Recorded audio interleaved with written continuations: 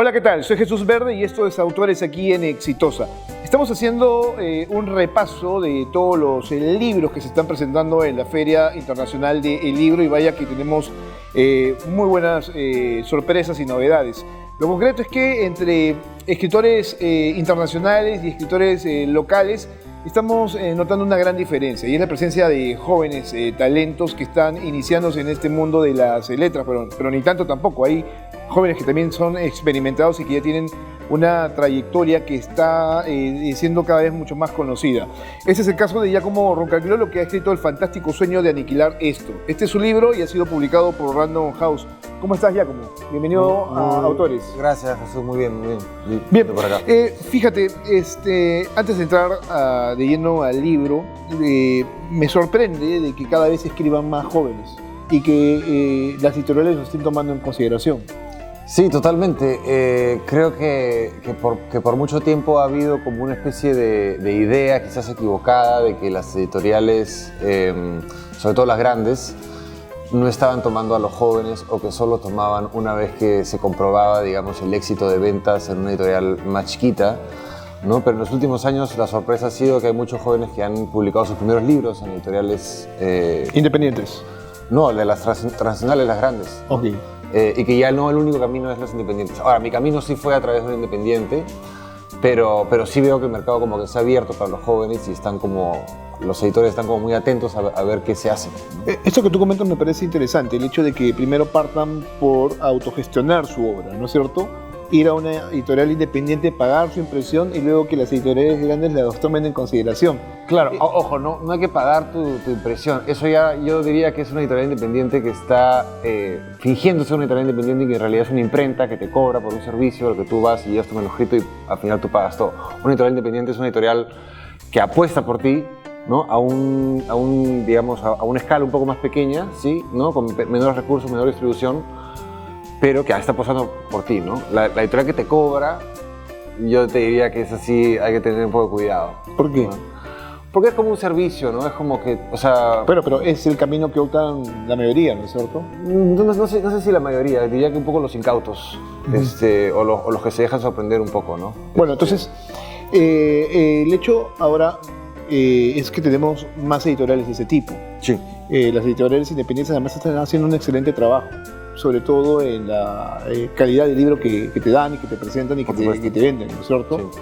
A mí lo que me gusta es mucho el diseño, el arte de las tapas, o sea, digo, es un trabajo bastante interesante, ¿no? Y de esos estamos viendo bastantes. Entonces, tú inicias con una editorial independiente. Sí. ¿Tu primer libro cómo se llama?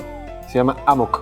Amok. Y es una novela un poco de ciencia ficción, medio distópica. Distópica en el sentido de que no ocurre en un lugar específico reconocible, ni tampoco en un tiempo específico, ¿no? Es un lugar nevado en el norte del globo, no sabemos dónde, y donde suceden cosas que escapan un poco del marco realista clásico, no sé, urbano limeño, ¿no? Fue una novela que fue por ahí, que salió muy espontáneamente, y con la que ahora y frente a la cual estoy tratando de hacer esta respuesta mucho más realista y aterrizada en Lima, ¿no? Para poder un poco contar mi versión de lo que es ser, digamos, un joven limeño, ¿no? De 30 y tantos en esta época con el internet encima y las cosas que me están pasando, ¿no? ¿Por qué tu primer libro inicia siendo de ciencia ficción? ¿Qué estás buscando ahí? Siento que fue algo muy espontáneo que tuvo que ver mucho con el tema del lenguaje. Es decir, me estaba costando mucho trabajo sentirme cómodo mencionando las cosas por su nombre. Es decir, usando las palabras, los localismos y las palabras y las jergas y los términos y las referencias geográficas de un lugar específico que era el lugar donde yo vivía, que era Lima en ese momento.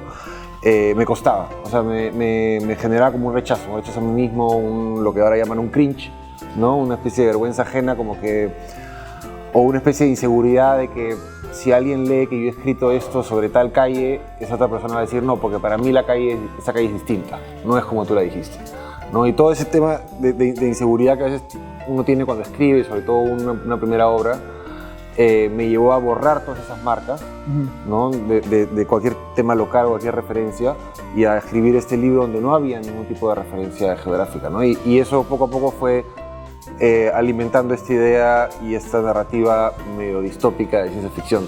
No fue tan como a propósito, ni que yo me lo propuse. Me gusta la ciencia ficción, pero no soy ningún especialista, ni tampoco un apasionadísimo del tema, pero salió y me empezó a gustar, y al final me comprometí con esa visión de la novela y salió. Es interesante, ¿no? Porque la ciencia ficción te lleva a un esfuerzo mayor de creatividad, porque estás partiendo básicamente de la nada y estás tratando de concentrar ideas.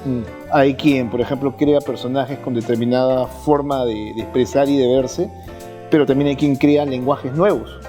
Claro. Para sostener justamente esa ciencia ficción, ¿no? Sí, y bueno, es la creación de todo un mundo, ¿no? En ese sentido es un como, universo, ¿no? Todo un universo, es como muy, muy imaginativo. A mí me gusta esa forma de escribir. Escribo mucho sobre cosas que me pasaron y con material autobiográfico, por supuesto, pero me gusta la idea de crear mundo.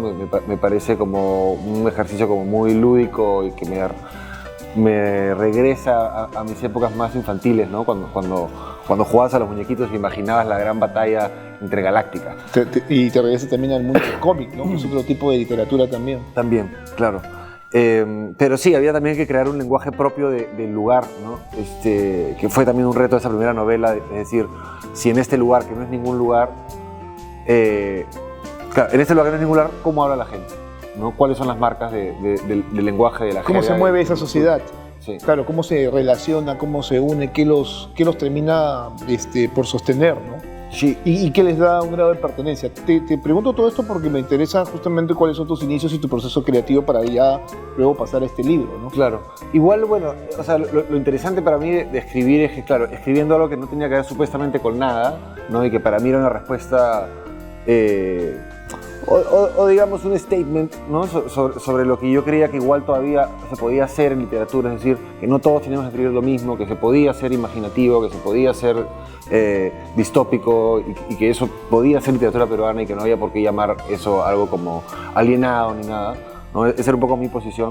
Dentro de eso sí, a posteriori hubieron como interpretaciones que sí resonaban conmigo, como la idea de la novela que había como un norte y un sur y la gente que migraba del sur hacia el norte, ¿no? Tratando de encontrar una salida que obviamente resuena con la realidad real. O sea, del globo, digamos, ¿no? es una novela compleja. Sí, pero fue muy como a partir de muchas intuiciones y cosas que uno no lee en el momento y que solo después se empieza a dar cuenta, claro, eso tiene sentido porque está reflejando el mundo en el que yo habito igual, ¿no? Claro, ¿y cómo lo tomaron tus lectores? Yo creo que bien, a mí me pareció que tuvo una buena respuesta a la novela. En general, o sea, recibí buenos comentarios, se movió bien, tuvo un par de ediciones en Perú, tuvo una edición en Argentina. Salió finalista del Premio Clarín de novela en Argentina también. O sea, digamos, para hacer ese objeto raro que era y con tan poca expectativa, o digamos, mi mayor expectativa era que simplemente hacer un libro y que fuera un libro. Para esa pequeña expectativa, para mí reventó todo, ¿no? Ok, entonces pasas de hacer ciencia ficción en tu primera obra y luego pasas a este libro que es mucho más cotidiano. Sí. Que lleva por título El fantástico sueño de aniquilar esto. El protagonista es Jaime. Y Jaime es un joven que siento yo que está tratando de, no sé, se siente insatisfecho en principio, ¿no es cierto? Y en esa insatisfacción empieza a, pues, buscar cosas, ¿no? Dentro de su propio entorno, y eso justamente es lo que genera una serie de conflictos con él y con la gente que tiene alrededor. Claro, o sea, es una insatisfacción, pero ya a un nivel grave, ¿no? Es un tipo que está fantaseando mucho con la idea de matarse, incluso, y ahí parte del título de la novela sobre aniquilar, ¿no? O sea, como detener por un momento el mundo, morir un rato, hacer tolerable de alguna forma la existencia, ¿no? Y yo creo que, claro, la forma que él tiene de lidiar con eso tiene que ver mucho con los estímulos digitales de Internet, que, bueno, todos tenemos a la mano y hemos tenido a la mano ya por varios años, y que a él en algún momento lo ha deformado o distorsionado su visión de la realidad y de la moralidad, ¿no? Y de los límites de la propia sexualidad, incluso, ¿no? Entonces, es una novela muy sexual, tiene muchos capítulos que van justamente en ese sentido, y claro, él tiene relación con su enamorada y con la obsesión que sostiene con la prima de la enamorada, que finalmente un punto, ella juega un papel importante en esta trama, ¿no es cierto? Que se va presentando y que lo va descubriendo a él también cómo se conduce finalmente frente a un espacio que a veces nosotros no lo asumimos como real, sino que creamos personajes también para asumir determinado rol, Claro. ¿no? Que es el mundo digital. Sí, o sea, la gran parte de la pregunta del libro, o lo que motiva, digamos, las preguntas del libro, es esta diferencia aparente entre lo que entendemos como real y lo que entendemos como digital, por llamarlo un modo, o virtual, ¿no? Y si realmente esa diferencia existe como tal aún, ¿no? Si esa frontera la tenemos clara, creo que se están borrando un poco esos límites. Y quería jugar con esa idea de que, claro, de que un acto, digamos, virtual, como borrar un video, pudiera tener un efecto material como la desaparición de una persona, ¿no? Y, digamos, cuando eso sucede, ¿qué tipo de teorías se gatillan? Claro, eso también es otro tema que yo había valorado justamente al momento de leer tu libro, que es muy contemporáneo en ese sentido. Son cosas que pasan realmente en el mundo como lo conocemos. O sea, gente que está muy en las redes sociales, ¿no? que es capturada a través de las redes sociales y que de un día para otro ya no se sabe exactamente dónde está, ¿no? Qué fue de su vida, Claro. ¿no? Y eso para muchas personas genera obsesiones. En el caso de Jaime está claro el tema con la prima esta que desaparece, ¿no? Pero yo me pongo a pensar, si esto lo llevas al plano, como lo conocemos, a este plano, eso pasa constantemente. O sea, no es algo que sea alejado de lo que nosotros vemos todos los días. Claro, lo que pasa es que yo imagino que lo tratamos de explicar de una forma concreta, no es como te dicen, no sé, han desaparecido 2000 niños el año pasado. Y tú dices, bueno, estarán en algún lugar, ¿no? Pero ¿qué pasa? O sea, la pregunta creativa es como, ¿qué pasa si no están en ningún lugar? ¿No? ¿Qué pasa si ya no están? ¿Dónde estarían esos niños? ¿No? ¿Y por qué desaparecieron? ¿A partir de qué? Como ese tipo de preguntas que son como muy abstractas y por supuesto el reflejo es tratar de aterrizarlas en algo concreto, imaginar al niño capturado en una pequeña celda, no sé qué, pero la pregunta, o sea, el hecho real es, esta gente ha desaparecido, ¿no? En el caso de esa niña, por ejemplo, esta chica ha desaparecido, ¿dónde está?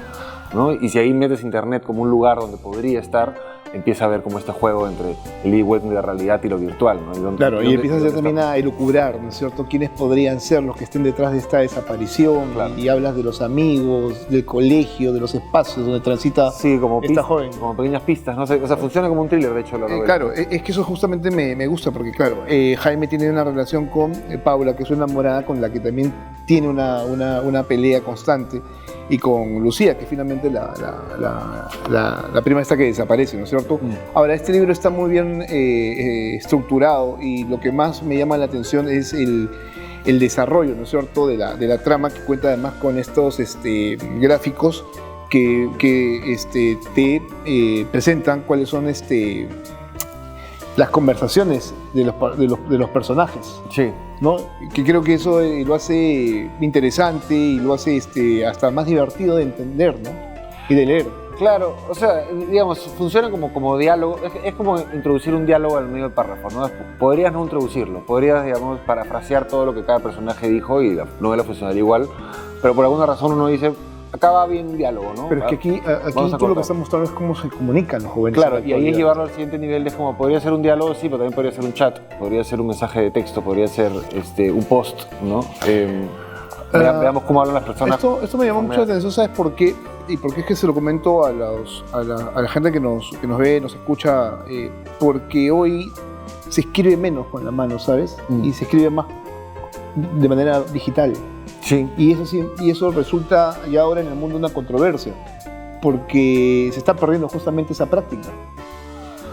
Bueno, se está no sé si tú lo viste de esa forma de verlo. No suelo ser tan pesimista con esas cosas, ¿no? O sea, simplemente pienso que se está escribiendo de forma distinta y por supuesto eso está llevando a pensar la comunicación de una forma distinta, a que la expresión sea, no sé, más práctica, más directa, pero no por eso siento que necesariamente estamos perdiendo algo tan importante, ¿no? O sea, creo que mientras sigamos escribiéndonos y mandándonos audios, todo sigue bien. Es un libro muy ilustrativo en ese sentido. Los personajes están muy bien logrados y trabajados también y la trama deja muchas cosas a la imaginación. Hay aquí un muy buen trabajo. ¿Cuánto tiempo te demoró hacer este libro? A ver, no sé, escribirlo, una primera versión, unos 2-3 años, y luego fue como unos 2-3 años de corregirlo y reescribirlo y editarlo, y hasta que salió, ¿no? O sea, digamos, el tiempo que pasó entre una novela y la otra, del 2018 al 2024. 2018 2024, o sea, digamos que te has tomado un buen tiempo para poder pensarte cada cosa. ¿Cuántas veces corregido? Es un proceso raro, pero reescrito, más o menos 3 veces escrito, algunas veces corregido y una vez profundamente editado. Escuchaba yo a Julio Villanueva Chan esta semana en la Feria del Libro y decía de que ser escritor es muy complejo, ¿no es cierto? Porque hasta el final uno no está conforme con lo que presenta o con lo que escribe. Claro. Entonces está siempre mirando el texto y viendo errores que en un primer momento no los veía. ¿Tú has tenido la posibilidad de releer tu libro y ver que por ahí podías haber cambiado algo de lo que no estabas del todo satisfecho? Bueno, cambié hasta el final, hasta lo último que pude seguir cambiando. Pero hay un dicho también en el mundo de la música, cuando yo también tengo mis bandas y toco y grabo discos, y cuando se hace un disco, el dicho es, el disco nunca se acaba, ¿no? Se abandona. Y es lo mismo con el libro, o sea, tiene que haber un momento en el que dices, si no salgo de aquí, nunca va a hacer nada más. Y es interesante porque con los años estos libros terminan madurando y el escritor posiblemente vuelva nuevamente al personaje y a su historia. Puede ser. Porque claro, pasan los años. Tendrías que preguntarte ¿y qué pasó con tal personaje y cómo ha evolucionado? Pasa en el cine, pasa en la música y pasa en los libros. Por eso es que posiblemente tengas libros que a lo largo con el tiempo también se presenten de esa manera. Puede ser. Igual mis 2 novelas he tratado de cerrarlas bien, o sea, digamos, son finales más o menos concretos para que no haya tanta tentación de volver a retomarlas, ¿no? Prefiero probar historias nuevas. Bueno, Giacomo, gracias por estar esta mañana con nosotros. Es un gran libro, espero que el público la reciba como tal. El fantástico sueño de aniquilar esto. La portada está muy bien hecha. Linda, ¿no? Por el estudio.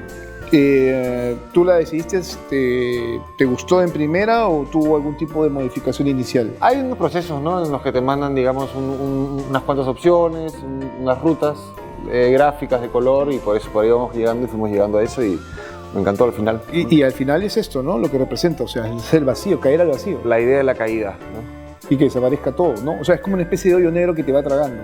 Claro, yo lo entiendo de esa manera. Y a en distintas dimensiones, ¿no? Tanto la personal como realmente la real y la cósmica. Si es que van a leer la novela ya lo descubrirán.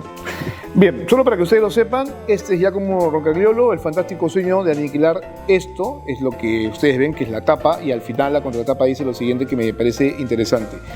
El fantástico sueño de aniquilar esto es un vertiginoso thriller que se surte con habilidad de los mecanismos de la ciencia ficción aplicados a la era digital. Una perturbadora historia sobre el poder adictivo de la sexualidad virtual y su ominosa incidencia en las formas contemporáneas de consumir y consumir o consumar el deseo. Léanlo, la verdad es un buen libro. Gracias, Giacomo. Listo, Jesús. Un gusto. Muy amable. Bueno, ya saben, ustedes, entonces este libro ya está a su disposición. Esto ha sido publicado por Random House, que es una de las grandes editoriales que tenemos en el país. Nos vemos, se cuidan.